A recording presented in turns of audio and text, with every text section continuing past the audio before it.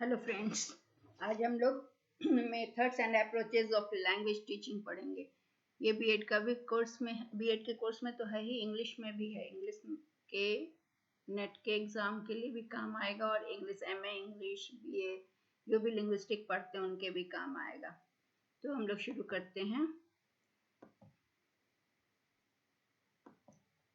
Language teaching approach is a way of thinking about teaching and learning. Approach क्या होता है? यह एक लर्निंग और टीचिंग के बारे में, शिक्षण और सिखाने के बारे में, सीखने के बारे में एक सोचने का तरीका है। An approach produces method. Approach से ही मेथड का निर्माण होता है या विधियों का निर्माण होता है। Which is the way of teaching. Method क्या है? किसी चीज को पढ़ाने का तरीका है, किसी चीज को हम किस तरह से पढ़ाते हैं। तो वो कहाँ से आता है? वो अप्रोच से आता है। तो हम लोग यहाँ पर पढ़ेंगे टेक्निक, एक्टिविटीज या गतिविधियों का उपयोग करके हम किस तरह से दूसरी भाषा को सीखते हैं। तो इंग्लिश भाषा या विदेशी भाषा को सीखने का क्या क्या मेथड और अप्रोच है। तो मेथड और अप्रोच सिमिलर होते हैं, बट कुछ उसमें थोड़ा अंतर होता है, कुछ महत्वपूर्ण अंतर है जिससे वो एक मेथड कहलाता है, एक अप्रोच कहलाता है। अप्रोच क्या है? वो किसी चीज से को डील करने का तरीका है। Approach is the way of dealing something. और मेथड क्या है कि किस तरह से, किस प्रक्रिया से, किस प्रोसेस से, किस कार्य को या किसी इश्यू को किस तरह से हैंडल करना, ये बताता है। एक बताता है डील करने का तरीका और एक प्रोसेस बताता है या स्टेप्स बताता है किसी किसी इश्यू को या किसी टास्क को हैंडल करने का। तो इसलिए इन दोनों में ये डिफरेंस है, इसीलिए हम अलग अलग पढ़ेंगे। मेथड अलग से पढ़ेंगे और अप्रोच इसमें पढ़ेंगे। दोनों ही इसमें दिया गया है। पहले हम लोग मेथड पढ़ेंगे, उसके बाद अप्रोच पढ़ेंगे। तो लैंग्वेज टीचिंग जो है, language teaching has a long and fascinating history. बहुत आकर्षक इतिहास है। लैंग्वेज बहुत पुराना, जब से मनुष्य तब से लैंग्वेज है। तो इसका डिबेट इस पर चलता रहता है, बहुत सालों से चल रहा है कि किस तरह से इसे पढ़ाया जाए। What are the teaching methods of language. तो बहुत सारे मेथड्स के नाम आते हैं। Grammar, translation, direct method, audio lingual, communicative teaching method और भी बहुत सारे, करीब 30 मेथड हैं, जिसमें से हम कुछ मेथड्स को यहाँ पढ़ेंगे और कुछ अप्रोचेस को पढ़ेंगे। तो grammar, translation, direct, audio lingual, communicative teaching method है। ये सारे मेथड जो हैं वो बहुत सबको परिचित, सब लोग जानता है इससे, सब कोई न किसी रूप में लोग फेमिलियर हैं। It the methods are not easy. लेकिन विधि को समझना, कोई भी मेथड को समझना कठिन है। तो method as a part of language teaching क्या है? These methods derive partly from social, economic and educational circumstances. ये जो भाषा शिक्षण का सिद्धांत है या तरीका है या जो विधि है, वो क्या है कि ये किस आधार पर है? डिराइव किया गया है कहाँ से? तो सामाजिक, आर्थिक, पॉलिटिकल और शैक्षणिक परिस्थितियों से इनको डिराइव किया गया है। कुछ तो सैद्धांतिक विचार के आधार पर, जो कि लैंग्वेज की थ्योरी में नए नए चेंज आए उस सिद्धांत के आधार पर, और कुछ मेथड जो है वो साइकोलॉजिकल पर्सपेक्टिव में भी लाया गया। भाषा को सीखने के लिए बच्चों के मनोविज्ञान को देखकर मनोवैज्ञानिक दृष्टिकोण भी लाया गया और भाषा को सिखाने के मेथड में मनोविज्ञान का भी मनोविज्ञान की भी मदद ली गई। Partly from practical experience, intuition and inventiveness. इसमें क्या है कि भाषा को पढ़ाने का जो भी मेथड हुआ, ये विधियों को निर्धारित करने में मनोविज्ञान के साथ साथ लैंग्वेज थ्योरी में जो परिवर्तन हुआ, उसके अलावा प्रैक्टिकल एक्सपीरियंस जो है और नए नए आविष्कार, इन्वेंटिवनेस और इंट्यूशन भी इसमें काम आया, अंतर्ज्ञान जिसको कहते हैं। तो अब कितनी चीज़ों से प्रभावित होकर ये भाषा सिखाने की मेथड को हमने जाना। तो बहुत सारे टीचिंग मेथड है, जिसमें 4 महत्वपूर्ण मेथड हैं जिनको हम एक एक करके देखेंगे। पहला है ग्रामर ट्रांसलेशन मेथड, व्याकरण अनुवाद विधि। डायरेक्ट मेथड जिसे हम प्रत्यक्ष विधि कहते हैं। ऑडियो लिंगुअल मेथड, मतलब कि श्रव्य भाषाई मेथड। कम्युनिकेटिव टीचिंग मेथड, जिसे संचारी शिक्षण मेथड कहा जाता है। एक एक करके अब हम इनको देखेंगे। तो सबसे पहले हम देखेंगे ग्रामर ट्रांसलेशन मेथड। यह जो मेथड है ये क्या है कि जो भाषा हमें सीखना है, मतलब लर्निंग कैसे सीखना है, तो translation and from the target language, इसमें मुख्य रूप से लक्ष्य भाषा जो है जिसमें सीखना है उसके अनुवाद के द्वारा सीखा जाता है। तो इसमें क्या है कि सबसे पहले मान लीजिए हमें इंग्लिश में सीखना है, हिंदी से इंग्लिश सीखना है, तो ग्रामर ट्रांसलेशन मेथड में क्या करेंगे, हम हिंदी से के वाक्यों को इंग्लिश में ट्रांसलेट करेंगे। तो यहाँ ग्रामर रूल्स की ज़रूरत पड़ती है। इसको करने के लिए इस तरीके से, इस विधि से सीखने के लिए हमें व्याकरण के रूल को सीखना होता है और शब्दावली की संख्या बढ़ानी होती है, वोकेबलरी हमें सीखना पड़ता है। इसमें कोई भी मौखिक क्षमता या ओरल एबिलिटी को डेवलप करने पर नहीं दिया जाता है, यहाँ स्पीकिंग पर नहीं जोर दिया जाता है। ये मेथड क्या है, ये सेकेंडरी, सबसे ज़्यादा इसका प्रयोग सेकेंडरी एजुकेशन में होता है, बहुत छोटे बच्चों के लिए नहीं है। यह मेथड सेकेंड लैंग्वेज ग्रामर के रूप में सिखाया जाता है। यह द्वितीय भाषा के व्याकरण के शिक्षण पर जोर देती है। इसका मतलब क्या है कि हम अपना ही भाषा को छोड़कर जब हम दूसरी भाषा, चाहे वो विदेशी भाषा हो या दूसरी भाषा हो, उसको सीखने के लिए जाते हैं, तब हमें वहाँ पर उसके ग्रामर को सीखना पड़ता है, उसके शब्दों को सीखना पड़ता है। तो इसका मुख्य तरीका क्या है, मुख्य तकनीक क्या है कि जो भाषा हमारा लक्ष्य भाषा है और जो टारगेट लैंग्वेज है, जैसे हमारा लक्ष्य भाषा हिंदी है और हमारा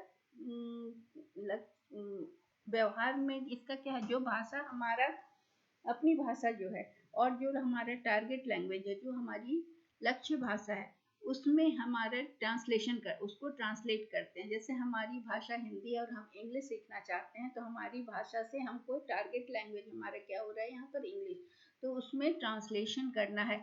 तो प्रैक्टिस में क्या होता है कि रीडिंग और राइटिंग का मेजर फोकस दिया जाता है, रीडिंग और राइटिंग पर, और कोई इसमें सिस्टमैटिक अटेंशन नहीं किया जाता है कि बोलना या सुनने पर ध्यान नहीं दिया जाता है। यहाँ स्टूडेंट का नेटिव लैंग्वेज जो है वो मेंटेन किया जाता है, कैसे, एक रेफरेंस सिस्टम के रूप में, और एक्विजिशन ऑफ सेकेंड लैंग्वेज के लिए उसको रेफरेंस या संदर्भ प्रणाली के रूप में उसका प्रयोग किया जाता है। तो हम इस मेथड, ये ट्रेडिशनल मेथड लैटिन और ग्रीक में जो पारंपरिक प्रथा थी पढ़ाने की, उससे ये पद्धति विकसित हुई है। ये ट्रांसलेशन मेथड लैटिन और ग्रीक को पढ़ाने के ट्रेडिशनल मेथड से आया है। यह मेथड किस पर आया है, किस पर आधारित है, तो वो जो written language using translation exercise, reading comprehension and written imitation of text, ये कैसे आया है मेथड, किस पर आधारित है, तो ये जो भाषा लिखित है उसके विश्लेषण पर आधारित है और पढ़ने की समझ पैदा करने पर आधारित है, कॉम्प्रिहेंशन जिसको कहते हैं, और जो रिटेन है उसका इमिटेशन करके, जो टेक्स्ट ग्रंथ जो लिखे हुए हैं उनकी नकल का उपयोग किया जाता है। लर्निंग इसमें क्या है कि ग्रामेटिक, इसमें मुख्यतः लर्निंग किस चीज की होती है, तो व्याकरण के रूल या व्याकरण के नियमों का और वोकेबलरी, शब्दों का, शब्दावली की सूचियों को याद करने पर जोर दिया जाता है। इसमें ग्रामर और शब्दावली के ज्ञान के बिना दूसरी भाषा को, टारगेट भाषा को हम नहीं सीख पाते हैं। तो लैंग्वेज लर्नर्स जो इसमें होते हैं, यहाँ भाषा सीखने में निष्क्रिय होते हैं और शिक्षकों को यहाँ पर टीचर डोमिनेटेड हो जाता है। यहाँ टीचर का रोल ऑथोरिटेटिव होता है, टीचर यहाँ पर एक ऑथोरिटी के रूप में माने जाते हैं, इसलिए इस मॉडल को टीचर सेंटर्ड मॉडल कहा जाता है। इस मॉडल में क्या होता है कि ग्रामर ट्रांसलेशन मेथड में इसकी बहुत आलोचना भी की गई, क्योंकि इसकी आलोचना इसलिए की गई कि यह मेथड जो है वो स्टूडेंट्स में फ्रस्ट्रेशन क्रिएट करता है, निराशा क्रिएट करता है, क्योंकि व्याकरण के नियमों को याद करना और शब्दावली को याद करना ये छात्रों के लिए एक बहुत कठिन अनुभव या कठिन कार्य होता है। और इससे क्या होता है कि, और इसकी जो सीमाएं हैं, वो प्रैक्टिस टेक्निक जो है वो कभी भी पहली भाषा के प्रभुत्व से छात्र को मुक्त नहीं करती, क्योंकि इसमें हमको अपनी पहली भाषा को जानना होता है और उसका प्रभाव रहता है, तब हम दूसरी भाषा को सीख पाते हैं। तो आलोचकों का कहना है कि इसमें छात्रों की कम्युनिकेटिव कॉम्पिटेंस पर ध्यान नहीं दिया जाता है, इसमें केवल लिखित और इसमें बोलने की क्षमता का विकास नहीं होता है, और इसमें छात्रों को बहुत मेहनत करना पड़ता है ग्रामर का रूल याद करने में और शब्दावली को याद करने में इन्हें बहुत मेहनत करना पड़ता है। तो यह टीचर सेंटर्ड मॉडल होता है और छात्रों के लिए कठिन होता है। तो हालांकि ग्रामर ट्रांसलेशन मेथड का अभी भी बहुत व्यापकता से प्रयोग होता है, क्योंकि उसमें कोई भी कंट्राडिक्शन नहीं है कि ग्रामर इंस्ट्रक्शन और कम्युनिकेटिव अप्रोच में कोई भी अंतर नहीं है, बल्कि कहा जाए तो ये grammar instruction can complement communicative language teaching to raise learners conscious awareness to the form of structure of target language. इसका मतलब क्या है कि व्याकरण जो सीखता है बच्चा, जो व्याकरण का निर्देश दिया जाता है, वो लक्ष्य भाषा जो टारगेट लैंग्वेज सीखना है उसके बारे में स्टूडेंट्स में वो अवेयरनेस पैदा करता है, जागरूकता पैदा करता है, और संचार भाषा जो है उस कम्युनिकेटिव जो लैंग्वेज है उसका वो कॉम्प्लीमेंट्री हो सकता है, उसमें हेल्प करता है। तो फर्स्ट लैंग्वेज जो हुआ है वो रेफरेंस सिस्टम में क्या है कि वो दूसरी भाषा के सीखने में जो मिसअंडरस्टैंडिंग होती है उसको वो खत्म भी कर सकती है। इसलिए अभी भी इस विधि का प्रयोग किया जाता है, क्योंकि जो भी ग्रामर का इंस्ट्रक्शन है अगर उसे वो समझ में आ जाता है तो वो आसानी से बोल सकता है। इसलिए ये जो कहा जाता है कि इसमें कम्युनिकेटिव स्किल नहीं डेवलप करता, ऐसी बात नहीं है। अगर ग्रामर की समझ पूरी तरह से आ जाती है तो उस कम्युनिकेशन का स्किल भी डेवलप कर सकता है। ये इसलिए ये जो मेथड है ग्रामर ट्रांसलेशन मेथड, ये कम्युनिकेशन के लिए कॉम्प्लीमेंट्री प्रूफ हो सकता है। तो ग्रामर ट्रांसलेशन मेथड जो है उसे वह इजी होता है अप्लाई करने में, या आसान लगता है लागू करने में, और ये टीचर्स पर को बहुत ज़्यादा टीचर्स से बहुत डिमांड नहीं करता, क्योंकि इसीलिए ये बहुत पॉपुलर है। इसमें टीचर को बहुत ज़्यादा मेहनत नहीं करना पड़ता है, इसमें बच्चों को मेहनत करना पड़ता है, ग्रामर के रूल्स याद करने पड़ते हैं, वोकेबलरी याद करना पड़ता है। यह मेथड क्या है, ये चॉइस का मेथड है जब स्टूडेंट का लक्ष्य होता है कि वो हाई लेवल ऑफ राइटिंग और रीडिंग एबिलिटी को अचीव करे, किसी भी विदेशी भाषा को पढ़ने और समझने का हाई लेवल तक पहुंचना चाहता है, और वो बोलने और सुनने से ज़्यादा लिखने और पढ़ने की एबिलिटी को प्राप्त करना चाहता है या अचीव करना चाहता है। तो ये मेथड को बहुत पसंद किया जाता है। इसके लिए अगर बोलने और सुनने की अपेक्षा अगर कोई लिखना और पढ़ना ज़्यादा चाहे तो उसे ये मेथड अपनाने की सलाह दी जाती है, या उसे ये मेथड पसंद आता है। तो ये टेक्निक जो है जिसमें ये name comes from order it uses to teach language skill. यह लिसनिंग से शुरू होता है, speaking followed by reading and writing. मतलब क्या है कि ये हियरिंग और स्पीकिंग को पहले पहले भाषा को सुनने और बोलने पर जोर देता है, उसके बाद वो उसे लिखित फॉर्म में प्रेजेंट करता है।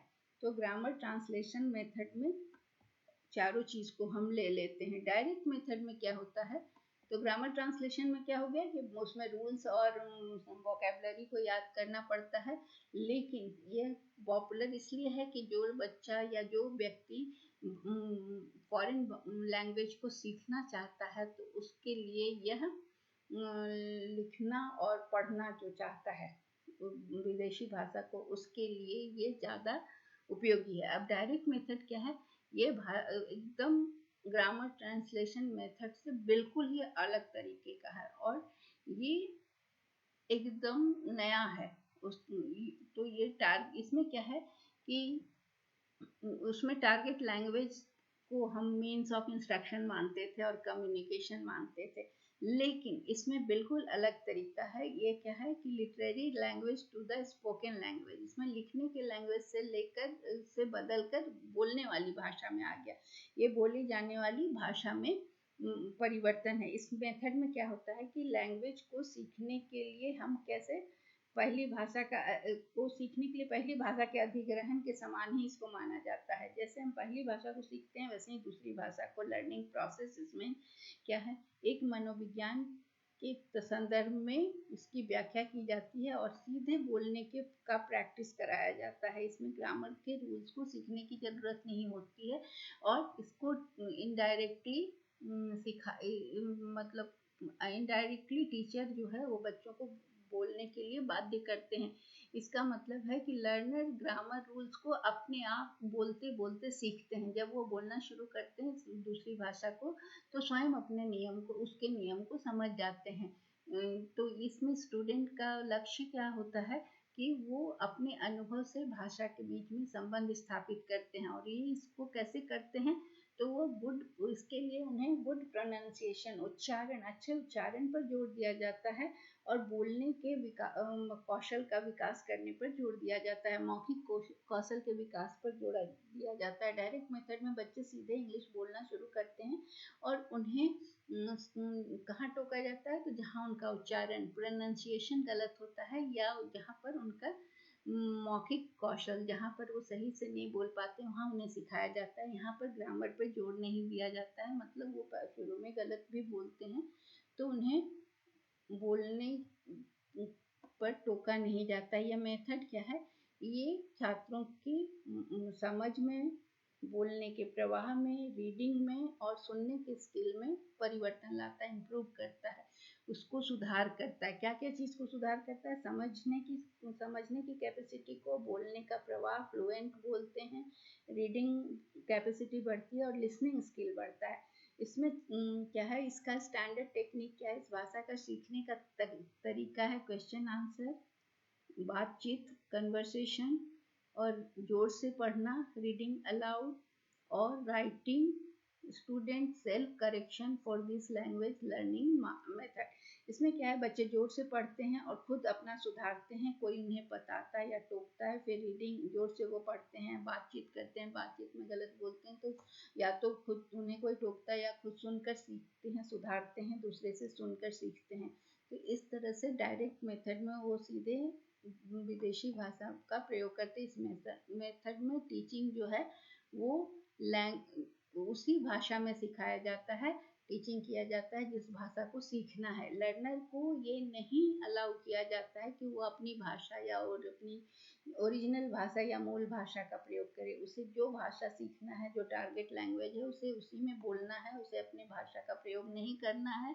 और ग्रामर रूल का यहाँ कोई ज़रूरत नहीं है, ग्रामर रूल को अवॉइड करना है, केवल प्रोनाउंसिएशन पर यहाँ जोर दिया जाता है, गुड प्रोनाउंसिएशन, अच्छा उच्चारण पर। डायरेक्ट मेथड को और ओरल या नेचुरल मेथड भी कहा जाता है। इसमें क्या है कि इसमें छात्र का एक्टिव इन्वॉल्वमेंट होता है। किसमें इन्वॉल्वमेंट होता है, बोलने में और सुनने में। नए लैंग्वेज को वो रियलिस्टिक एवरीडे सिचुएशन में सुनता है और बोलता है, तो सुनकर वो बोलने की प्रैक्टिस करता है। ये प्रोसेस जो है वो gradual acquisition of grammar structure, इस प्रक्रिया में व्याकरण का जो स्ट्रक्चर है या जो ग्रामर का स्ट्रक्चर है वो धीरे धीरे क्रमशः वो अधिग्रहण करता जाता है, एक्वायर करता जाता है, उसका शब्दावली भी बढ़ता जाता है, वोकेबलरी भी बढ़ता है। लर्नर को यहाँ पर एनकरेज किया जाता है कि वो टारगेट लैंग्वेज को सोचे जो लैंग्वेज उसको सीखना है उसमें वो सोचे, ट्रांसलेट ना करे। ग्रामर ट्रांसलेशन में उसको ट्रांसलेट करना पड़ता है। यहाँ पर इसको कहा जाता है think in target language. If I am Hindi speaking, I have to learn English, then I have to think in English. So he or she hears and uses the language before seeing it written. यहाँ पर क्या है कि सुनकर और बोलकर सीखना है, लैंग्वेज को यूज करके उसको रिटन रूप में देखने के पहले उसे बोलना और सुनने की प्रक्रिया करनी होती है। डायरेक्ट मेथड सबसे ये लैंग्वेज लर्निंग का सिचुएशन का पहला प्रयास है। प्रत्यक्ष विधि से भाषा को सीखने का ये पहला प्रयास था। ये इसमें क्या था कि टीचर के शिक्षकों की ओर से ये नए तकनीक को इन्वेंटिवनेस था शिक्षक की ओर से, और ये नए टेक्निक लैंग्वेज सीखने का डेवलप हुआ। इससे क्या हुआ कि इसकी बच्चों को सिखाया गया, पिक्चर दिखा के, ऑब्जेक्ट दिखा के सीधे वो सेंटेंस या वर्ड सीखते थे और उसमें क्वेश्चन आंसर करके स्पोकन नैरेटिव्स को बोलकर श्रुति और डिक्टेशन देकर और इमिटेशन करके बच्चों को सिखाया जाता था। पिक्चर और ऑब्जेक्ट दिखाकर प्रश्नों का उत्तर पर बोल कर कहानी सुनाकर इस तरह से उन्हें बोलने का प्रैक्टिस कराया जाता है। डायरेक्ट मेथड में स्टूडेंट को कम्युनिकेट करने की एबिलिटी डेवलप होती है।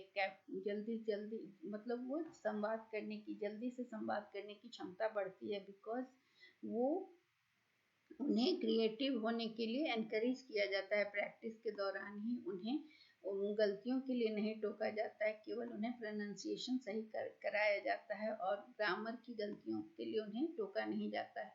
तो इस मेथड के लिए यहाँ पर दो प्रश्न उठता है कि ये बिना पहली भाषा के संदर्भ के बिना without translating safeguard against misunderstanding without translating some abstract ideas without reference to the first language। पहला ये प्रश्न उठता है कि पहली भाषा को, जो मेरा नेटिव लैंग्वेज है, उसको बिना अनुवाद किए हम किसी अमूर्त चीज को, किसी एब्स्ट्रैक्ट चीज को कैसे हम सोच सकते हैं। तो कहीं उसको समझने में कहीं मिसअंडरस्टैंडिंग तो नहीं हो सकती है, क्योंकि अपनी भाषा का इसमें प्रयोग करना नहीं होता है। दूसरा कि how to apply this method beyond elementary stage of language learning. Primary stage में, जब एलिमेंट्री स्टेज में लैंग्वेज लर्निंग होता है, तो वहाँ पर इसे कैसे लागू किया जा सकता है। ये दो प्रश्न थे ये। तो इसके बाद इस मेथड में टीचर्स की ज़रूरत होती है, जो कि उनको ऐसे टीचर्स की या ऐसे स्पीकर्स की ज़रूरत है जो कि नेटिव जिनका फॉरेन लैंग्वेज पे कमांड हो, जो जितने फ्लुएंट हो, जैसे कि अपनी भाषा बोल रहे हो। तो ये रिक्वायरमेंट को पूरा करना मुश्किल है, क्योंकि ऐसे टीचर्स का मिलना मुश्किल है जो डायरेक्टली इंग्लिश बोलते हो या विदेशी भाषा या कोई भी दूसरे फॉरेन लैंग्वेज को without thinking in his own language is able to speak. तो इसलिए इसका ये लिमिटेशन है। अब तीसरा है audio lingual method. Audio lingual method में है ये सेल्फ टीचिंग मेथड है। इसमें क्या है कि सुनकर सीखना, हमारे कान और मुंह का प्रयोग करना है। तो ये इसमें लर्निंग क्या है कि इसमें हर दिन ये डायलॉग का रिपीटेशन या फ्रेजेस का, हर डे के सिचुएशन का उसका रिपीटेशन होने से सुनकर बच्चे सीखते हैं। तो ये फ्रेजेस आर इमिटेटेड, जो भी बोला गया, जो भी वाक्यांश कहा गया, उसका इमिटेशन, उनकी पुनरावृत्ति, उनका नकल करना है, उसको फिर से बोलना है। और ये प्रैक्टिस करके, अब दोहरा कर, अभ्यास करके करना है, ताकि ये ऑटोमेटिकली रिस्पॉन्स देना शुरू हो जाए सुनकर। तो रीडिंग और राइटिंग, इसमें दोनों ही शिक्षार्थी को प्रैक्टिस करना है। तो ऑडियो लिंगुअल मेथड में क्या है कि पहले ये लिंग्विस्टिक से डिराइव हुआ और साइकोलॉजी पर भी आधारित है। ऑडियो लिंगुअलिज्म रिफ्लेक्ट करता है descriptive, structural and contrastive linguistic of 1950s and 60s में। यहाँ पर क्या था कि साइकोलॉजिकल बेसिस है बिहेवियरिज्म का, जो कि कहता है कि लैंग्वेज लर्निंग में क्या है, स्टिमुलस और रिस्पॉन्स की बात करते हैं। स्किनर का थ्योरी हम लोगों ने पढ़ा है कि स्टिमुलस और रिस्पॉन्स, ऑपरेंट कंडीशनिंग, किसी चीज़ की कंडीशनिंग हो जाती है। स्टिमुलस मतलब होता है कि कुछ चीज़ अगर बच्चे को प्रेज मिले तो वो बच्चा उस चीज़ को बार बार दोहराता है। जो कोई चीज़ अगर वो सही बोल दिया या कुछ बोला, तो उसको अगर रिस्पॉन्स प्रेज मिलता है, किसी भी व्यक्ति को अगर प्रेज किया जाए, सही बोला, तो इससे वो सीखता है, किसी चीज़ को जल्दी सीखता है। तो लैंग्वेज लर्निंग में भी इस चीज़ का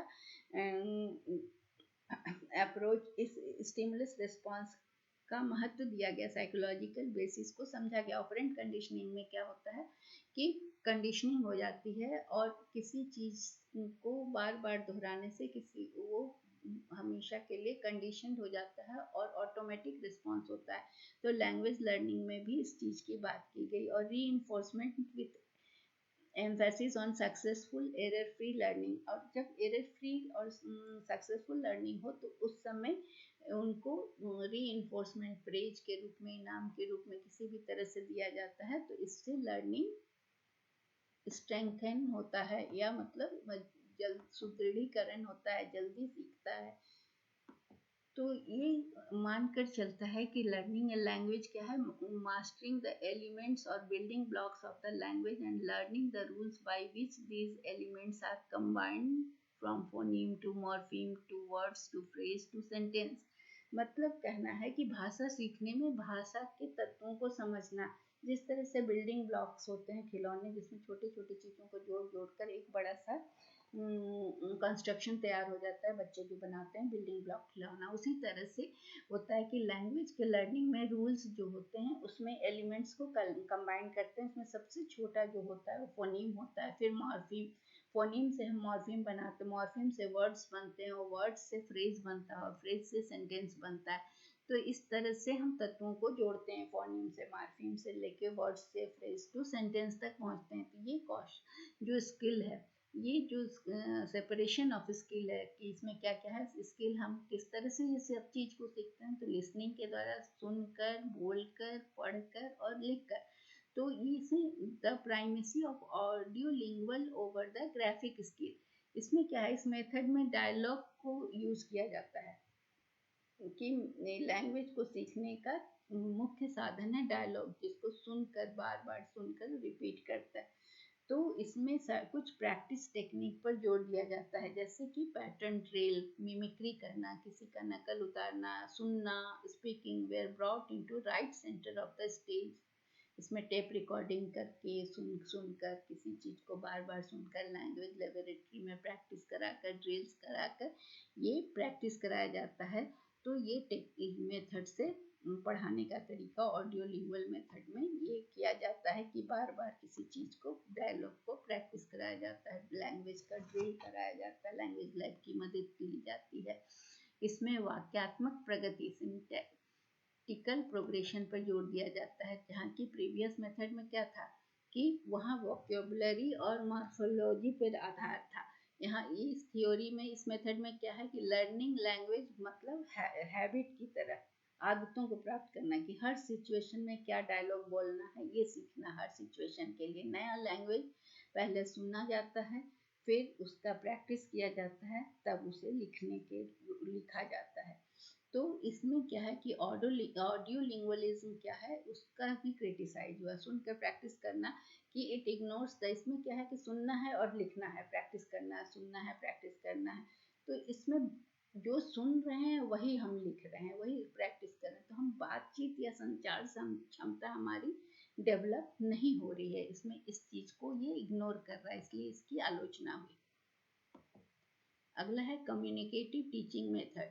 इसमें क्या है कि ये ब्रिटिश लिंग्विस्ट जो थे जॉन फर्थ और हालीडे, जिन्होंने फंक्शनल और कम्युनिकेटिव पोटेंशियल ऑफ लैंग्वेज पर जोर दिया, हमने लिखा पढ़ा है ना हालीडे का फंक्शंस। सोशियो लिंग्विस्टिक वर्कर्स जो थे हिम्स और लेबॉब, और कुछ फिलोसफी वर्क भी हुआ है ऑस्टिन और जेन सियरेल का। उन्होंने कहा कि communicative method was advocated in language teaching. इन सब के अनुसार जो संचार पद्धति है या कम्युनिकेटिव टीचिंग मेथड है, इस पर जोर दिया गया। It saw the need to focus on communicative proficiency rather than on mere mastering of structures. उन्होंने कहा कि केवल संरचना, वाक्य की संरचना, शब्दों का संरचना या सिंटैक्स और सिमेंटिक्स पर ध्यान देने से ज़्यादा जरूरी है कि बात करने के स्किल, कम्युनिकेटिव प्रोफिशिएंसी पर ज़्यादा जोर देने की बात कही। कम्युनिकेटिव टीचिंग मेथड पर उन्होंने जोर दिया। इस मेथड का फोकस क्या है कि जो भी लर्नर है, जो भी सीखने वाला है, उसको बातचीत करने की क्षमता में, उचित रूप से बातचीत या संवाद करने की क्षमता का विकास हो उसमें, और बहुत सारे विभिन्न सिचुएशन में वो बोलने में सक्षम हो, उस अपने को प्रेजेंट कर सके। तो the content of CLT courses are function as inviting, suggesting. इसमें बहुत तरह के कार्य होते हैं। तो इसमें होता है जैसे इनवाइटिंग, किसी को निमंत्रण देना, किसी को सलाह देना,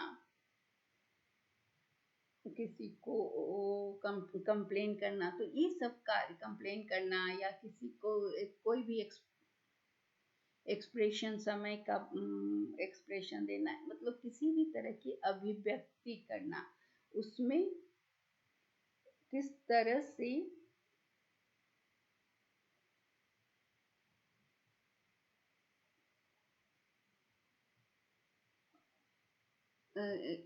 क्वांटिटी, लोकेशन, किसी भी चीज को किस तरह से प्रेजेंट करना है, इस चीज को सीखना, इस पर जोर दिया गया। तो ये जो भी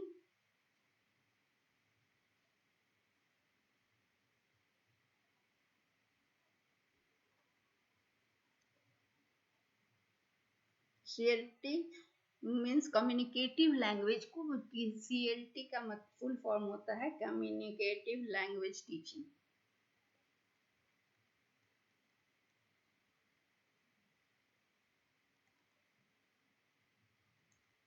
इसमें किस तरह से बात करनी है, किस तरह से हर परिस्थिति में बोलना है, किस हर सिचुएशन में किस तरह से एक्सप्रेशन देना है, इस चीज पर जोर दिया गया है। तो स्ट्रक्चरल अप्रोच की तरह इस मेथड में ये कहा गया कि जो भी इसमें यूज करना है, तो इसमें जो कॉमनली यूज होता है उसका यूज करने की बात पर कहा, इसको यूज करने के लिए कहा गया। तो CLT कम्युनिकेटिव टीचिंग मेथड में क्या बताता है कि यह एम करता है कि बातचीत करने की क्षमता का विकास हो। लैंग्वेज टीचिंग का गोल क्या होना चाहिए, तो बातचीत, संचार करने की क्षमता का विकास। और ये इस तरह का टीचिंग का प्रोसीजर को डेवलप करने कहता है, जिसमें कि 4 स्किल का डेवलपमेंट हो। 4 स्किल क्या है, LSRW हम लोग शुरू से देख रहे हैं, लिसनिंग, स्पीकिंग, रीडिंग, राइटिंग, ठीक है। तो जिससे क्या होगा कि लैंग्वेज, ये 4 कौशलों को पढ़ाने से ये उन गतिविधियों को बढ़ाएगा जो जिसमें कि रियल कम्युनिकेशन होता है और मीनिंगफुल बातचीत का मीनिंगफुल टास्क कंप्लीट होगा। इसका मानना यह है कि लैंग्वेज मीनिंगफुल है, लर्नर को सीखने की प्रक्रिया में ये समर्थन करती है भाषा।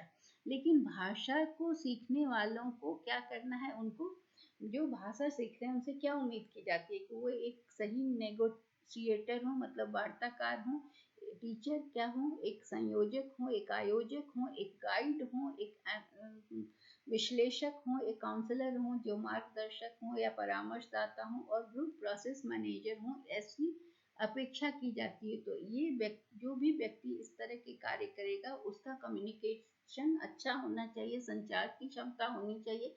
तो कम्युनिकेटिव मेथड जो है वो बहुत तेजी से बढ़ रहा है और लैंग्वेज टीचिंग में बहुत से कंट्री में ये सबसे ज़्यादा महत्वपूर्ण होता जा रहा है, क्योंकि ये लैंग्वेज लर्निंग को इंटरेस्टिंग बनाता है, साथ ही साथ ये लर्नर को लिंग्विस्टिक कॉम्पिटेंस भी देता है, मतलब कि संचार क्षमता का विकास करने में भी मदद करता है और भाषा क्षमता के साथ साथ ये संचार क्षमता का भी विकास करता है। इसलिए कम्युनिकेटिव मेथड जो है वो बहुत आजकल प्रचलन में है, सभी लोग इस पर ज़्यादा जोर दे रहे हैं। फिर अगला है task based language teaching. Task based language teaching क्या है, तो इस मेथड में स्टूडेंट्स को रियल वर्ल्ड में, जो वास्तविक जीवन में जो टास्क है उसको पूरा करने के लिए वो जो टारगेट लैंग्वेज है उन्हें सीखना पड़ता है। ये टेक्निक क्या करता है कि लर्नर की कॉन्फिडेंस को बढ़ाता है, उनकी फ्लुएंसी को बढ़ाता है, और शिक्षार्थी को क्या करता है कि हर कार्य को पूरा करने में उसकी गलती को सुधारता है। तो इसमें टास्क जो है वो 3 कैटेगरी में होता है। पहला होता है इंफॉर्मेशन गैप, जैसे कि activities that involve transfer of information from one person to place to form to other. इसमें क्या है कि वैसी गतिविधियां जिसमें कि एक व्यक्ति या का से सूचना दूसरे व्यक्ति तक पहुंचे, दूसरी जगह तक पहुंचे या दूसरी तरीके से पहुंचे। दूसरा है रीजनिंग गैप। रीजनिंग गैप में क्या है, ये 3 तरह का गैप होता है जिसको कि पूरा इसमें खत्म करना है या इसे चेक करना है, क्योंकि टास्क बेस्ड लैंग्वेज टीचिंग में ये इसमें रियल वर्ल्ड का टास्क को पूरा करने के लिए 3 तरह के गैप को खत्म करना है। पहला हुआ इंफॉर्मेशन गैप, जो कि एक व्यक्ति से दूसरे व्यक्ति तक, एक दूसरे स्थान तक या दूसरे तरीके से। रीजनिंग गैप टास्क क्या है कि ये इसमें स्टूडेंट को क्या करता है कि नए नॉलेज को डिस्कवर करने के लिए करता है, कि एक सेट ऑफ इंफॉर्मेशन दे दिया गया, उससे आप नया नॉलेज डेवलप कीजिए, उससे इंफरेंस निकालिए, दिया गया जो सेट है उससे नया ज्ञान को खोज कीजिए, नए तर्क, धारणा या नए परसेप्शन को डिड्यूस कीजिए। जो भी कार्य आपको दिया गया है उसमें से आप कुछ नया ज्ञान को खोज करें। फिर होता है opinion gap. Opinion gap activities में क्या करना होता है कि स्टूडेंट को एक पर्टिकुलर सिचुएशन दिया जाता है और उसमें उनको अपने ओपिनियन दिया जाता है। तो इस तरह से उनके लैंग्वेज को कोई टास्क के आधारित टास्क दे दिया जाता है और उसके आधार पर उनके लैंग्वेज का विकास किया जाता है या लैंग्वेज सिखाया जाता है। तो इसमें इंफॉर्मेशन गैप दिया जाता है कि एक व्यक्ति को सूचना पहुंचाना होता है दूसरे व्यक्ति तक, दूसरे स्थान तक या किसी दूसरे रूप में। रीजनिंग गैप में क्या है कि स्टूडेंट को नया नॉलेज डिस्कवर करना होता है, एक इंफॉर्मेशन दिया होता है उसके आधार पर कुछ नई खोज करना, नया ओपिनियन देना। तीसरा होता है नया ओपिनियन, नया इन्फरेंस निकालना, नया रीजनिंग देना। ओपिनियन गैप में है कि किसी सिचुएशन में ला दिया गया या कोई भी सिचुएशन में उन्हें रिएक्ट करना है और अपने फीलिंग्स और ओपिनियन बताना है।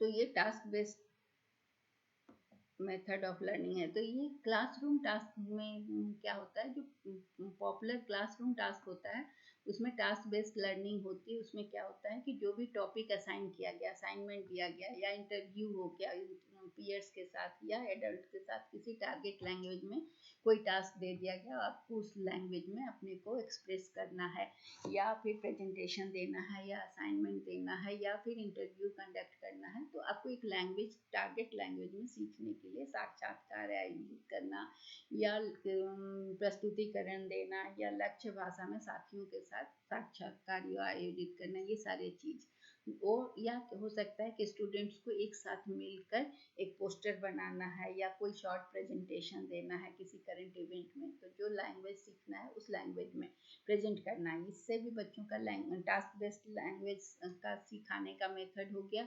फिर गेटेड एडवांटेज है टास्क बेस्ड लैंग्वेज का कि स्टूडेंट को कुछ डिग्री ऑफ फ्रीडम मिलता है। इसमें क्या है कि कोई काम दे दिया गया, अब उसमें उनको कुछ स्वतंत्रता है कि वो अपने को एक्सप्रेस कर सकते हैं। तो वो कुछ अपना टीम वर्क भी सीख लेते हैं इससे और कुछ सेल्फ रिफ्लेक्शन भी कर पाते हैं। यहाँ पर उन्हें टीचर सेंटर्ड नहीं होता है, उन्हें आज़ादी मिलती है अपने को प्रेजेंट करने का। तीसरा, चौथा, छठा है साइलेंट वे। साइलेंट वे में क्या होता है कि ये अर्निंग से English as a second language teaching का ये तरीका है जिसमें कि ये बहुत कॉमन नहीं है लेकिन इसका कुछ स्ट्रॉन्ग बेस है। क्या है इसमें कि बहुत लैंग्वेज क्लास में क्या, most of the language class का मेन गोल क्या होता है, तो इसमें होता है ये समान तरीके से पूरे पाठ्यक्रम को पढ़ाना होता है। तो यहाँ शिक्षक में क्या है कि कम बात करना होता है और छात्रों को ज़्यादा बात करने के लिए कहा जाता है। Make them student centred. ये इसलिए इम्पॉर्टेंट है कि यह स्टूडेंट सेंटर्ड होता है। इसमें टीचर बहुत कम बोलता है और इसमें आइडिया क्या है कि स्टूडेंट को अपना अपने को डिस्कवर करना है, कम बोलना है और छात्रों को अपने learn best when discovering things on their own. इसमें छात्रों को छोड़ दिया जाता है और वो खुद से डिस्कवर करते हैं। तो यहाँ लर्नर को एनकरेज किया जाता है कि वो इंडिपेंडेंट हो और कुछ डिस्कवर करेंगे। इसका ट्रांसलेशन नहीं है इसलिए मैंने काट दिया। तो इन learners are encourage to be independent. उसको स्वतंत्रता से कुछ करने का, कुछ खोजने के लिए कहा जाता है और फिगर आउट द उन्हें को लैंग्वेज को अपने बल पर खोजने के लिए कहा जाता है। तो यहाँ पर टीचर क्या करते हैं कि बोलते नहीं हैं कुछ और अपने फेशियल एक्सप्रेशन से, यहाँ पर इसका सही है, बात नहीं कर कर अपने जेस्चर से या फेशियल एक्सप्रेशन से कम्युनिकेट करते हैं, छात्रों को बताते हैं। या कुछ प्रॉप्स का उपयोग किया जाता है तो जिसमें कहा जाता है कि क्यूजेनायर रॉड्स का यूज किया जाता है। ये क्या है, क्यूजेनायर रॉड्स जो होता है ना वो विभिन्न रंगों के छड़ होते हैं जिसके जरिए टीचर अपनी बात को उनको समझाते हैं। Rods of different colour and length. तो इसमें टीचर अपने हाव भाव या इशारे से या ये रॉड का प्रॉप्स की तरह प्रयोग करके उन्हें देते हैं और उन्हें अपने लैंग्वेज में बच्चों को कुछ एक्सप्रेस करना होता है। तो although it is not practical to teach entire course, silent way में पूरे कोर्स को नहीं पढ़ाया जा सकता है लेकिन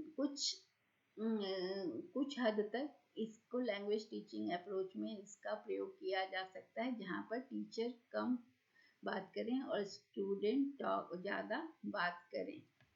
ठीक है। तो इससे छात्रों को बोलने का अवसर मिलता है और वो अपने को एक्सप्रेस कर पाते हैं। अब हम आ जाते हैं, ये तो सारे मेथड्स हो गए, अब हम चले अप्रोच पढ़ने। तो अप्रोच क्या है, तो कुछ अप्रोच पढ़ते हैं जो कि लैंग्वेज टीचिंग का अप्रोच है। तो पहला अप्रोच है स्ट्रक्चरल अप्रोच। तो स्ट्रक्चरल या संरचनात्मक अप्रोच का जो लैंग्वेज का अप्रोच है उसमें क्या है कि ये लैंग्वेज को कुछ ग्रामेटिकल रूल्स के रूप में समझता है, एक समूह के रूप में। स्ट्रक्चरल अप्रोच जो है वो लैंग्वेज को एक ग्रामेटिकल रूल का समूह समझता है। मतलब there must be some grammatical rules that have to be followed, जो कि स्पेसिफिक ऑर्डर में छात्रों के द्वारा एक समय में सीखा जाना जरूरी माना जाता है।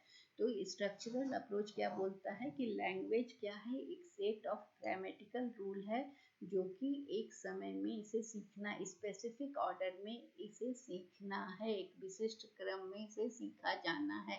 यह किस चीज पर फोकस करता है, इस स्ट्रक्चर पर, जो ग्रामर रूल का सेट है उसको सीखने पर जोर देता है और एक स्किल के बाद दूसरा स्किल सीखने की बात करता है। ये वोकेबलरी को याद करने की बजाय बोलता है कि ग्रामर का जो रूल है उसे एक एक करके याद करना। ये इस तरह से है कि how young children learn new example of language naturally. ये उस तरह से है जैसे कोई भी छोटे बच्चे नई भाषा को सीखते हैं। तो ये स्ट्रक्चरल अप्रोच जो है वो 4 तरह का लैंग्वेज स्किल, चारों के रीडिंग, राइटिंग और लिसनिंग, स्पीकिंग, रीडिंग, राइटिंग सबको लेकर चलता है। इस टेक्निक क्या है कि teachers can implement with many other language teaching method. इसको ये शिक्षक क्या कर सकता है कि इन सबको किसी बहुत से दूसरे भाषा के शिक्षण विधियों के साथ लागू कर सकता है। तो most ESL English as a second language text book इस अप्रोच को लेते हैं। ये क्या है कि ग्रामेटिकल कॉन्सेप्ट को आसान याद करने का आसान तरीका है। क्या है कि व्याकरण संबंधी जो भी कॉन्सेप्ट है उसको समझने में आसान है।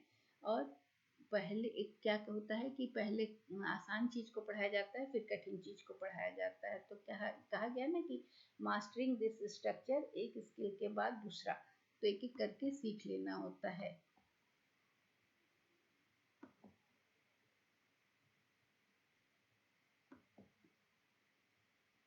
तो जैसे इसमें है कि इसका एग्जाम्पल एक हम समझते हैं स्ट्रक्चरल अप्रोच का, कि प्रेजेंट टेंस जो वर्ब का है, टू बी का बी जो वर्ड है उसको भी हम ज़्यादा एडवांस्ड वर्ब को वर्ब टेंस में, जैसे प्रेजेंट टेंस से सिंपल से सीखकर, प्रेजेंट टेंस से सीखकर हम पास्ट टेंस की ओर बढ़ते हैं। तो प्रेजेंट कंटिन्यूअस टेंस को that uses to be as an auxiliary verb। तो वर्ब यहाँ जो यूज कर रहे हैं ऑक्सिलरी वर्ब में, तो ये एज मेन वर्ब के रूप में भी यूज होता है to be.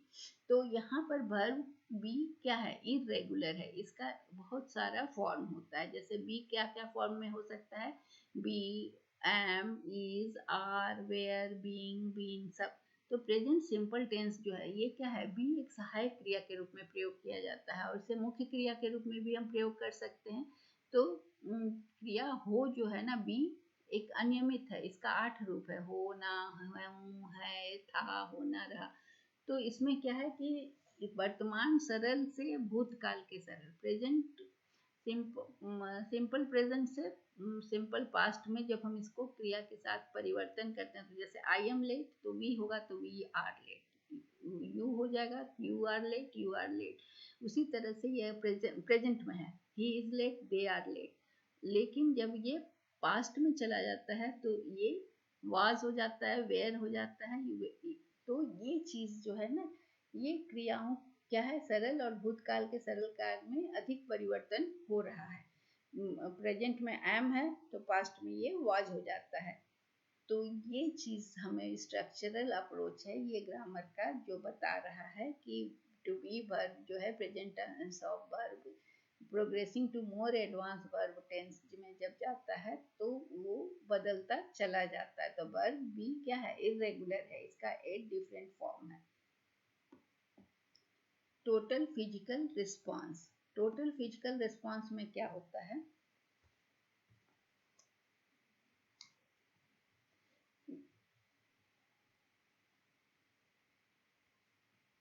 Total physical response TPR भी कहा जाता है, जिसे हम, ये अमेरिकन साइकोलॉजिस्ट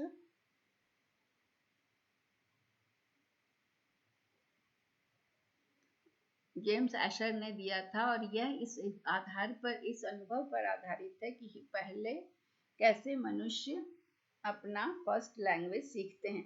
लेकिन इसके पहले एक बार हम और फिर से उस पर चलें, और टू बी वर्ब वाला में, कि टू बी वर्ब जो है इंग्लिश में जो है ना, वो क्या डिस्क्राइब करता है, ये हमें यह बतलाता है कि समथिंग और समवन।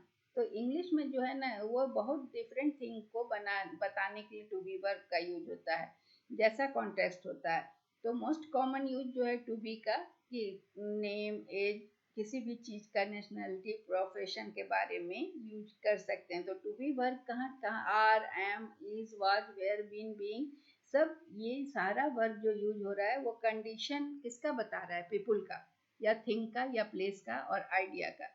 तो ये हमारे जैसे जैसे प्लेस, पर्सन चेंज हो रहा है, हमारा वर्ब चेंज होता जा रहा है। एम, वी के साथ आर हो जा रहा है, यू के साथ आर, ही के साथ इज है, तो और जब ये पास्ट टेंस में चल रहा है तो वॉज और वेयर में परिवर्तन हो जा रहा है। ठीक है, तो यही स्ट्रक्चर को बोल रहा है कि वर्ब का स्ट्रक्चरल अप्रोच जो है, इसमें स्ट्रक्चर इसका बदलता चला जाता है। तो रूल्स क्या है वर्ब का टू बी, कि ये चेंज करता है अकॉर्डिंग टू सब्जेक्ट। जैसे आई है सब्जेक्ट, तो एम है, वी है, तो आर हो रहा है। तो ये अकॉर्डिंग टू सब्जेक्ट चेंज होता है। तो when used as both auxiliary verb और मेन वर्ब, जैसे भी यूज हो, तो verb to be changes from according to subject. Subject जो है आई, यू, वी, उसके हिसाब से बदल रहा है, कहीं पर एम है तो कहीं पर आर हो रहा है। फिर जब पास्ट टेंस में भी उसी तरह से हो रहा है, आई के साथ वाज, तो वी के साथ वेयर हो रहा है। तो ये जब भी मेन वर्ब या ऑक्सिलरी वर्ब की तरफ प्रयोग होगा, ये चेंज होता है सब्जेक्ट के हिसाब से। तो ये स्ट्रक्चरल अप्रोच का एग्जाम्पल हुआ। अब हम चले टोटल फिजिकल रिस्पॉन्स में, TPR जिसको कहा जाता है। टीपीआर किसके द्वारा हुआ था, जेम्स एशर के द्वारा, और इस एक जैसे ह्यूमन पहला लैंग्वेज सीखता है, इस पर आधारित है। तो हम क्या देखते हैं कि जब जब बच्चे पहला मदर टंग अपना सीखते हैं, तो उनके पेरेंट्स या जो केयर टेकर्स होते हैं वो उसमें इन्वॉल्व होते हैं, वो सिखाते हैं, बच्चा बोलना सीखता है, वो बोलते भी हैं, उसको बोलकर भी सिखाते हैं। बच्चे कुछ सिखाते हैं ना, छोटा बच्चा होता है, पापा, मामा, दादा, ये सब सिखाते हैं हम। फिर उसको इंस्ट्रक्ट भी करते हैं, और बच्चा उस तरह से रिस्पॉन्ड भी करता है। कोई भी छोटा बच्चा को ये नहीं, हर तरह का प्रक्रिया करता है, लेकिन कोई भी नहीं चाहता, डिमांड करता है कि बच्चा बोले, तुरंत बोले। केवल बच्चा सुनने और अंडरस्टैंड करे, यही लोग समझते हैं कि बच्चा सुने और समझे। तो इसका क्या अर्थ होता है, इसका परिणाम ये होता है कि हम अपना मदर टंग सीख लेते हैं, अपनी मातृभाषा को सीखते हैं। तो इस उसमें हम दूसरी भाषा को नहीं सीखते हैं। तो इसलिए यह आइडिया कि TPR, total physical response in A nutshell, क्या है कि यह एक भाषा और क्रिया के बीच, जो हम बोल रहे हैं, स्पीच और एक्शन के बीच में क्या है, एक लिंक बनाता है, न्यूरल लिंक, तंत्रिका लिंक बनाता है, जो हम बोल रहे हैं और जो हम एक्शन कर रहे हैं। तो ये टोटल फिजिकल रिस्पॉन्स मेथड जो है वो ऑरल कॉम्प्रिहेंशन, ऑरल मतलब क्या है कि शारीरिक प्रतिक्रिया है, जो बच्चे को क्या करता है कि सुनकर और एक्शन दोनों चीज सिखाता है, कि learner to respond basic commands, उसमें फिजिकल भी आ जाता है और वो सुनकर सीख भी जाता है। जैसे open the door, sit down, इससे क्या होता है कि लैंग्वेज और फिजिकल मूवमेंट दोनों सीख रहा है बच्चा। तो उससे क्या होता है कि इससे कंप्रिहेंसिव लर्निंग एक्सपीरियंस, मतलब वो समझकर सीख रहा है। तो यहाँ पर सीखने में शारीरिक गतिविधि के साथ वो शब्दों को भी, भाषा को भी सीख रहा है, और शारीरिक गतिविधि को भी सीख रहा है। तो जो उसको कहा जा रहा है, कमांड को भी वो समझ रहा है। तो ये इसमें फिजिकल रिस्पॉन्स में क्या हुआ कि ओपन द डोर कहा गया, तो बच्चा जाकर दरवाजा भी खोल रहा है, वो समझ भी रहा है, कमांड भी समझ रहा है और एक्सपीरियंस उसका मूवमेंट भी हो रहा है। तो यह ऑर्डिनरी टीपीआर क्लास में टोटल फिजिकल रिस्पॉन्स होता है। टीचर क्या करता है कि वर्बल कमांड्स देता है बच्चों को टारगेट लैंग्वेज में, जो लैंग्वेज सिखाना है उसमें, विथ ए फिजिकल मूवमेंट के साथ बच्चा टीचर कमांड देता है और स्टूडेंट क्या करता है कि टीचर के कमांड को समझकर उसी तरह से रिस्पॉन्ड करता है फिजिकल एक्शन में। जैसे कहा गया कि डोंट गो देयर, तो बच्चा रुक जाएगा, go and bring the ball, तो बच्चा जाकर ले आएगा। तो इस तरह से फिजिकल एक्शन के साथ वो भाषा को समझ रहा है, कमांड को समझ रहा है। इससे स्टूडेंट्स को क्या होता है कि वो लैंग्वेज के मीनिंग से अपने को कनेक्ट कर पाते हैं और वो निष्क्रिय रूप से समझ पाते हैं लैंग्वेज के स्ट्रक्चर को कि क्या कहा जा रहा है। वो उनको कहा गया, उसमें टीचर की बात माननी है, उसमें वो बस जाकर बात को मान लेते हैं। तो इससे उनको लैंग्वेज भी समझ में आता है और कमांड को भी समझते हैं। तो टोटल फिजिकल रिस्पॉन्स जो है उसका बहुत बेनिफिट है बच्चों को सिखाने के लिए। जो बिगिनर्स होते हैं, हम लोग तो एनिमल्स को भी सिखा देते हैं, go and bring the ball, dog को भी ट्रेनिंग दे दिया जाता है। तो यहाँ पर यहाँ बिगिनर्स को, हम लर्नर्स को जो ट्रेनिंग देते हैं, तो इसमें क्या होता है कि पहला तो pairing the movement of language is associated with effective learning. इसमें है कि भाषा के साथ हम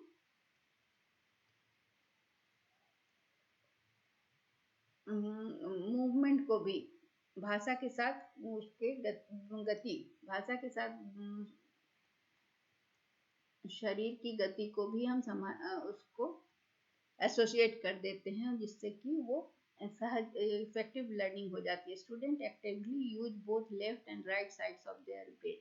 यहाँ पर बच्चे क्या होते हैं कि जब कमांड को सुनते हैं तो उनका लेफ्ट और राइट साइड का दोनों ब्रेन काम करता है। लेफ्ट फैकल्टी में क्या होता है, मैथमेटिकल ब्रेन होता है, राइट साइड में क्या होता है कि लिटरेरी और साहित्यिक, इस तरह की चीज़। तो दोनों साइड का ब्रेन उनका काम करता है, वो दोनों तरह का यूज कर लेते हैं। It works with both small and, छोटे ग्रुप में भी ये कमांड काम करता है, लार्ज ग्रुप में भी। It sharpens students listening skill है। जब टीचर कुछ बात बोलता है तो बच्चे बहुत अलर्ट हो जाते हैं, तो इससे उनका लिसनिंग स्किल भी बढ़ता है। वो सब बच्चे तत्पर होते हैं सुनने के लिए। Students are not required to speak until they are ready to, therefore creating safe zone that greatly lowers inhibition and stress। छात्रों को बोलने की आवश्यकता नहीं होती, उन्हें केवल फॉलो करना होता है इंस्ट्रक्शन।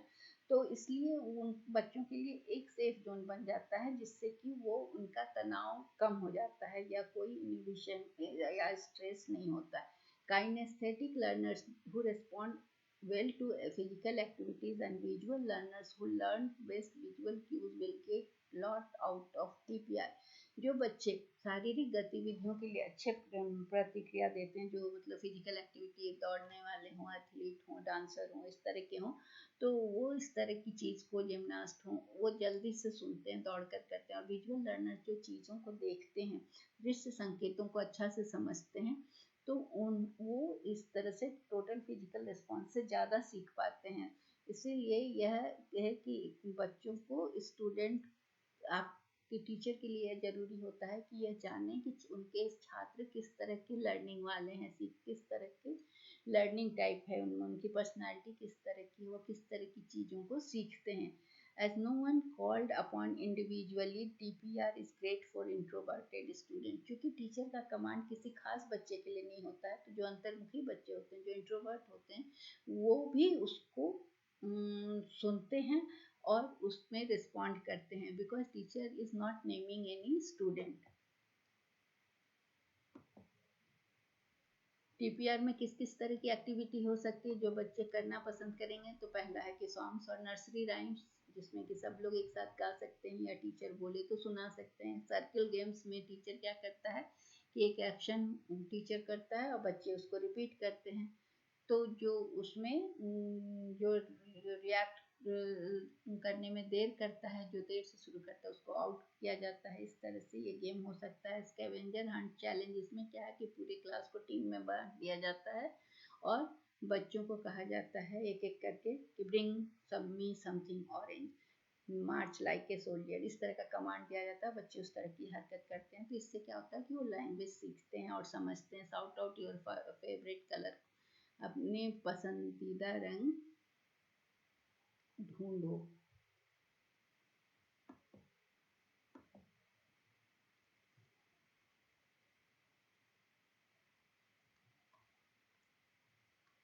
ठीक है, डांस सालसा सालसा करो, कुछ भी तरह का। तो 4 basic method of total physical response in the classroom. Teacher फिर इसके बाद टीचर क्या कर सकता है, कोई एक्शन करके दिखा सकता है और बच्चों को कह सकता है कि तुम रिपीट करो। तो जैसे टीचर एक्शन करके दिखा रहा है, I am brushing my teeth, तो बच्चों को देखकर ही एक्शन से ही समझ में आ गया कि टीचर क्या कर रहा है। देन टीचर विल से कि यू डू इट, तो वो स्टूडेंट को रिपीट द एक्शन करने के लिए बुलाएगा, तो बच्चे वो उसी तरह का हाव भाव जेस्चर्स के साथ उसके एक्शन को दोहराते हैं। फिर है नेचुरल अप्रोच। नेचुरल अप्रोच में क्या होता है कि किसी भी नेचुरल लैंग्वेज की लर्निंग के लिए वो मिमिक करे। मिमिक करना का मतलब है कि नकल करना। तो उस with A focus on communication and instruction through exposure, इसमें बच्चों को नकल करना है किसी भी लैंग्वेज का। तो ये D emphasises formal grammar training. इसमें भी कोई फॉर्मल ग्रामर ट्रेनिंग की जरूरत नहीं होती है, बल्कि इंस्ट्रक्टर क्या होता है कि वो स्ट्रेस फ्री एनवायरनमेंट क्रिएट करता है। बच्चों को कोई स्ट्रेस नहीं होता कि टीचर है, और उनको फोर्स लैंग्वेज प्रोडक्शन के लिए भी कोई जोर नहीं दिया जाता है कि इसी लैंग्वेज में बोलना है। Teacher also do not explicitly correct student mistakes. यहाँ बच्चों को फ्री छोड़ा जाता है और बच्चों के मिस्टेक को भी टीचर नहीं करेक्ट करते हैं। यहाँ गोल क्या है, यहाँ उद्देश्य क्या है कि स्टूडेंट की एंजाइटी को, चिंता को खत्म करें और encourage them to engage with second language spontaneously. यहाँ बच्चों को फ्री छोड़ा जाता है और नेचुरल लैंग्वेज लर्निंग के लिए उन्हें कम्युनिकेशन या इंस्ट्रक्शन थ्रू एक्सपोजर, उसमें बाहर भेज दिया जाता है। बच्चों को बोलने के लिए फ्री छोड़ा जाता है और टीचर का उस पर कोई दबाव नहीं होता, तो बच्चे फ्री माहौल में सीखते हैं। नेचुरल अप्रोच, नेचुरल वे में सीखते हैं। Classroom procedures commonly used in natural approach are problem solving activities, learning games, affective humanistic tasks। इसमें क्या क्या हो सकता है इस तरह का नेचुरल वे में कि प्रॉब्लम सॉल्विंग, कुछ प्रॉब्लम दे दिया गया, बच्चों को छोड़ दिया गया कि सॉल्व करें। लर्निंग गेम्स, कोई गेम दे दिया गया, सीखने खेल सीखने के लिए कहा गया, या फिर ह्यूमनिस्टिक टास्क दे दिया गया, कुछ भावनात्मक या मानवतावादी कार्य जिसमें छात्रों का अपना अपना विचार से वो कुछ प्रेजेंट करें, स्टूडेंट का अपना आइडिया है, या content practices like synthesise various subject matter like culture. कुछ ऐसी चीज़ें दे दी जाए, कुछ ऐसा टॉपिक दे दिया जाए जिस पर बच्चे अपने अपने विचार प्रस्तुत करें। तो इससे बच्चे क्या होगा कि फ्री होकर टीचर के बाध्यता से दूर होकर वो अपना प्रेजेंट करते हैं। फिर है फंक्शनल नोशनल अप्रोच। इसमें इंग्लिश टीचिंग मेथड का है ये। First of all, language is purposeful communication. Reason people talk is that way, कि लोग बात करने का कारण क्या है कि वो किसी से संवाद करना चाहते हैं। तो जब parts of speech like nouns verbs exist to express language functions and notions. तो यहाँ पर क्या है कि जब भी आप अपने विचार को प्रकट करते, भाषण देते हैं या धारणा को व्यक्त करते हैं, तो उसमें आपके भाषण में नाउन वर्ब इन सब का प्रयोग होता है। तो पीपल जो है, लोग क्या बोलते हैं, कुछ सूचना देने के लिए बोलते हैं, किसी बात पे सहमत होने के लिए बोलते हैं, कभी क्वेश्चन करने के लिए बोलते हैं, कभी किसी को मनाने के लिए या किसी का मूल्यांकन करने के लिए, बहुत से कार्यों के लिए लैंग्वेज का प्रयोग होता है। तो जिसमें कि भाषा का उपयोग होता है। तो language is use to talk about concept, notions, किसी भी कॉन्सेप्ट पर बात करना होता है, या किसी तरह टाइम पर किसी इवेंट के लिए बात करना, किसी प्लेस के बारे में बोलने के लिए भी लैंग्वेज का प्रयोग किया जाता है। Test teach test approach. इसमें एक अप्रोच ये भी है जिसमें क्या है कि लैंग्वेज टीचिंग का है कि डायरेक्टली टारगेटिंग स्टूडेंट नीड। अब सीधे छात्रों को देखा गया कि इसको क्या पढ़ाने की, छात्रों की आवश्यकता क्या है, उस हिसाब से उसे पढ़ाना। तो best for intermediate and advance learners, definitely don't use it for total beginners. ये इंटरमीडिएट और उनसे ऊंचे क्लास के बच्चों के लिए है, बिगिनर्स के लिए इसका प्रयोग नहीं होता है। यह 3 स्टेज होता है टेस्ट में, टेस्ट और टास्क ऑफ सम काइंड, जो स्टूडेंट को पहला है कि टीचिंग पहले करिए और accuracy with control practice exercise. इसी तरह का टेस्ट करने के पहले छात्रों को सिखाना। फिर दूसरा टास्क है किसी, अगर स्टूडेंट इम्प्रूव किए हैं कि नहीं किए हैं ये देखना। फिर छात्रों के भाषा में क्या सुधार हुआ है इसके लिए टेस्ट लेना। तो इसमें क्या है कि पहले पढ़ाना है। टेस्ट का main goal of this page क्या है कि टीचर एरर को ऑब्जर्व करेगा, जो बच्चे गलतियां करेंगे उसको देखेगा, त्रुटियों को टारगेट लैंग्वेज के साथ क्या गलती हो रही है उसको देखेगा। तो टेस्ट स्टेज में टीचर कॉन्टेक्स्ट सेट करेगा, स्टूडेंट को कुछ तरह का टेस्ट लेना है, वो परीक्षा लेगा। वो परीक्षा वास्तविक भी हो सकती है। अब इसका टेस्ट के बाद टीच में क्या है कि page to fill in the gaps in knowledge with explicit teaching and students to focus on accuracy with target language. अब इस चरण में क्या है कि अब जहाँ पर बच्चों ने गलती किया, जहाँ गड़बड़ी है वहाँ पर उनको सिखाना, और स्टूडेंट को जो भी लैंग्वेज है, लक्ष्य भाषा जो सिखाना है उसमें उन्हें एक्यूरेसी लाना, जो उस भाषा में एक्यूरेसी सही लिखें। इसके लिए टीचर क्या होगा, कुछ ग्रामर पढ़ाएंगे, ग्रामेटिकल पॉइंट्स, कुछ वोकैबुलरी सिखाएंगे। उसके बाद तो गोल ऑफ सेकेंड टेस्ट क्या होगा, फिर टेस्ट फेज क्या है कि पहला टेस्ट लिया, फिर उसमें गलतियां हैं उसमें सिखाया। दूसरा फेज में क्या है, स्टूडेंट को उनकी फ्लुएंसी को बढ़ाने के लिए, एक्यूरेसी को बढ़ाने के लिए सिखाना, मदद करना। और इस तरह से टीचर पाठ को पूरा करने में छात्र की परीक्षा लेंगे, पहले सिखाने के बाद फिर टेस्ट लेंगे। तो इसमें इस तरह से हमने देखा कि करीब अभी जो 30 अप्रोच हैं लैंग्वेज लर्निंग का, जिसमें से 10 बहुत ही कॉमन है। हमने कुछ देखा, कुछ जो कि बहुत कॉमन नहीं भी हैं, कुछ बहुत कॉमन है। तो task based learning, communicative approach, grammar translation and audio lingual approach, ये बहुत ज़्यादा पॉपुलर हैं। टास्क बेस्ड TBL जो हमने देखा, फिर कम्युनिकेटिव अप्रोच और ग्रामर ट्रांसलेशन और ऑडियो लिंगुअल अप्रोच। लेकिन इन सब में सबसे ज़्यादा प्रचलित क्या है, कम्युनिकेटिव लैंग्वेज। इस तरह से हमने इंग्लिश लैंग्वेज का टीचिंग लर्निंग मेथड और अप्रोच देख लिया, teaching method and approach. So that's all. Thank you.